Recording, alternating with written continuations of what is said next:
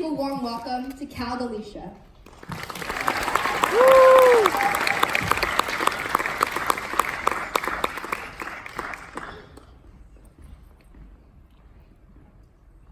Picture in your head your favorite memory. It could be winning the championship, acing your finals, maybe your wedding. Now, picture that memory, but with a camera, taking photos for yourself.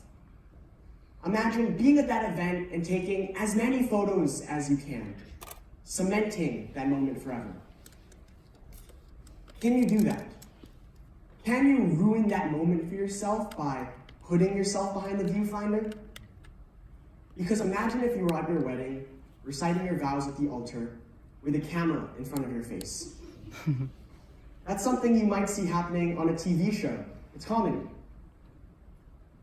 I think most of us here have used a camera at some point in our lives, whether it be a DSLR or just our phones. But I don't think any of us, or at least most of us here, have used the most ancient form of photography, a film camera. If you were anything like me, or at least me until last summer, then the only exposure you would have to film photography would be from shows like Stranger Things, where characters like Jonathan Byers exposed film negatives in the dark room. Yet, there's so much more to film photography that you don't see, the intangibles you can't measure. A film camera is an analog machine, no electricity required that you insert film negatives into. The shutter will flip open for just a fraction of a second, and later on you'll go to the dark room to develop those exposed negatives and print them onto photo paper. So you may hear that and think, that's a lot of work to go to for just a couple photos. And you're right, it is. But for a century, that's how photography operated. The evolution of the camera from its humble beginnings of the Kodak to the now mirrorless digital machines are analogous to how we portray ourselves and the world around us. We have gone from immortalizing key moments in history and creating a mythos around them, to rendering many moments generic and common.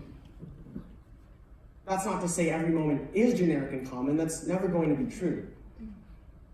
Instagram, Snapchat, Facebook, these are all wonderful tools to share moments of our lives that are special and valuable to us, to people that we care about.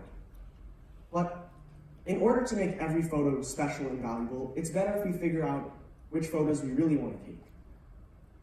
The goal is not to take photos, but to know which photos to take and to make those matter. A great photographer knows how to bring the camera up, but a better photographer will know when to put the camera down. It was over the summer when I was first introduced to the concept of film photography with my dad's old Canon FTB. It was tucked away in a small humidity closet, just next to my parents' bed, a dusty analog machine, lens cap taped on, a film roll lay cold inside, waiting to be exposed to the light. The last time a teenager had used this was 30 years ago, when my father was given his first camera, and now it had found its way down to me. I wanted to take this seriously, which was a part of my father's legacy. I gave myself a week to use this camera, a week to learn the ins and outs of this 50-year-old machine, even older than my dad. I knew that I wouldn't be able to see photos right after I took them, and I knew that anything that came onto photo paper would be from me, with no help from the camera. Day 1, hour 0. With nothing better to do, I decided to go around my condo and around the area, take photos of what I saw. I was a photographer in his natural environment, behind the viewfinder. Little statues, chess pieces, even cars. I snapped them all. Day 1, hour 10. As it's been drilled into our heads here at SAS, reflection is an integral part of any process. All I could reflect on was the amount of photos I had taken. Film rolls typically have 36 photos, and day 1 had consumed 10 of those photos. 10 photos. That number had been so insignificant until I used a film camera. I had a trigger finger. Probably most of you do too. You just don't realize it because there's no limit to what you can take. After day 1, my psychology on photography was no longer able to create the kind of art I was after. I was too used to taking as many photos as I can to get the perfect shot, and I'm sure many of you do as well, but I had to change that. It just doesn't work with film photography. I realized I had to change the way I took photos. I had to think more carefully now because there's a risk factor involved now. What if everyone had this problem? What if our phones could only hold 36 photos at a time and not thousands? Time magazine's list of the 100 most influential photos of all time has over 75% of those photos being taken on a film camera. Now, correlation doesn't mean causation, but what this does show you is that never seeing what you took right after you took it and limiting your storage space never stopped quality photos, photos that meant something, from rising to the top. With film cameras, you would see the quality of photography around you on the internet spike upwards, as people would be forced to take the best photos they can, and not just any photo they can. With this extreme limitation, only the best of the best of the best would make it to the surface. And the same would have to happen with me if I was going to be successful in this new venture. I set off on day 2 to correct the mistakes I made. To average out the rest of the week for the horrible first day, I would have to take, on average, 4 photos a day. I didn't think I could do it. 4 photos a day, that's so minuscule. But what I later realized was what that meant was 4 good photos a day, 4 photos I'll use. And when I say use, I mean post to my wall or on Instagram. Not Visco though. Haven't broken into that scene yet. In my life, I've taken thousands of photos with my DSLR, but I've only taken 40 that I consider to be my A-list. So, in a sense, film photography was forcing me to cut to the best photos immediately, forcing me to be better than I was before. If I was going to take a photo, I was going to use it. I had 6 days. I went to arcades, around an orchard, even didn't I, taking photos when I felt like I needed to. Not when I wanted to, but when I needed to. I was at Time Zone with my friends on day 4. We were waiting for a movie, and we saw this one guy at an arcade machine where if you could stop a moving shape into a slot perfectly, you'd win an iPhone X. And it's a scam because it's nearly impossible. And this guy blew $50 trying to win a new iPhone. See, when I play that game, I only blow $10 because obviously that's a financially responsible choice. Jokes aside, I took a picture of that moment right before the shape moved into the slot. And I think it's one of the most powerful moments one can capture because here was this guy for the last 20 minutes trying to win a new iPhone. And here was his chance. Yet, he didn't get it. That was the only photo I took that day. And after that moment at the arcade, I realized what had now changed. I was hyper aware of everything around me, even when I didn't have a camera on me. Artistic elements like symmetry and the rule of thirds stood out to me more, and even more metaphysical elements like the way I felt. Powerful moments stood out. In a way, I truly felt enlightened. The mindset of taking fewer photos had forced me to be cognizant of my surroundings and the world around me. One could say I was living in the moment, and as cliche as that sounds, it was true. Before, if I saw something unique or beautiful or amazing, I'd take a photo, and those are fair standards. But with a film camera, you take those standards and you raise them to the max. And suddenly, you realize which photos you really want to take, and which photos you were just going to take, but with no real weight behind them.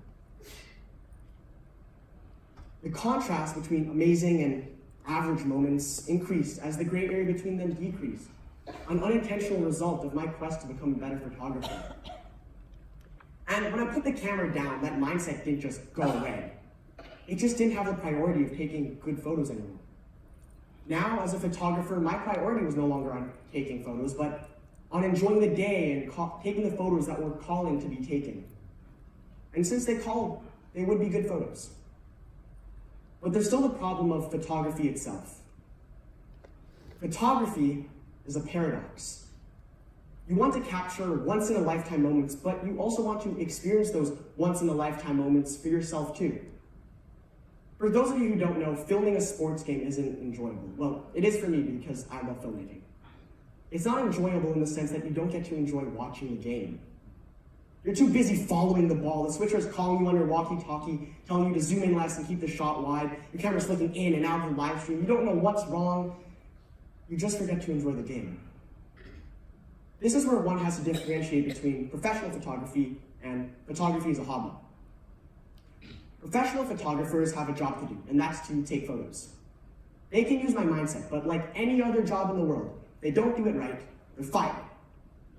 In a sense, the factor of risk, the factor of missing a moment is so large they cannot ignore it. People who capture moments for a living capture as many as they can to prevent the risk from missing out on capturing any of them. Risk is what separates these photographers and all of us. And to add on to that, if you're a hired photographer, you're not there to enjoy the moment anyways. I took photos at prom last year as a freshman, and I wasn't there to enjoy prom and party. I was there so people wouldn't have to worry about capturing moments, because I was there capturing moments for them. It's only when you're taking the photos and the only person missing out on the moment is you, is when my mindset comes into play. You can't have your moment and capture it too. So that decision making, whether you want to take the photo or live in the moment, that choice is up to you. Day 7, final day. I'd used up all 36 shots in the roll, but whether or not those shots were any good was still a question left hanging in the air. Taking the roll to the developer in Chinatown, thoughts raced through my head. What if the photos I'd taken were any good? What if the whole week had been a waste? Needless to say, I was nerve-wracked. Fast forward to the afternoon. Burned onto a CD were the images my camera had made. Inserting the disc into the drive, I awaited the results. My eyes were half open. I really didn't want to see this. Wow, I really didn't want to see this. I'd underestimated how hard film photography would be. But I don't think taking good photos is what the last 10 minutes have been about. It's about knowing when to take good photos. Even if the photo doesn't follow artistic elements and artistic rules, as long as it means something to you, then I think you're doing the job right. Because that's the job. Taking photos that mean something. And look, I'm not the best photographer I know. These are terrible photos. I still have lots to learn. What I learned over the summer with my film camera was knowing how to choose better moments to take photos of. A good photographer knows when to bring the camera up. A great photographer knows when to put the camera down. All it took for me to realize how to be a better photographer was to limit myself and cut down the unnecessary. And to do that, I only needed 1 week with a film camera. And to add on to that, I learned how to notice the artistry around me, something that was now possible because I now had time to just observe without the pressure of taking a good photo. That was a nice benefit. Maybe put a limit on yourself and on your photography and see where it takes you. The world is yours to capture. Thank you.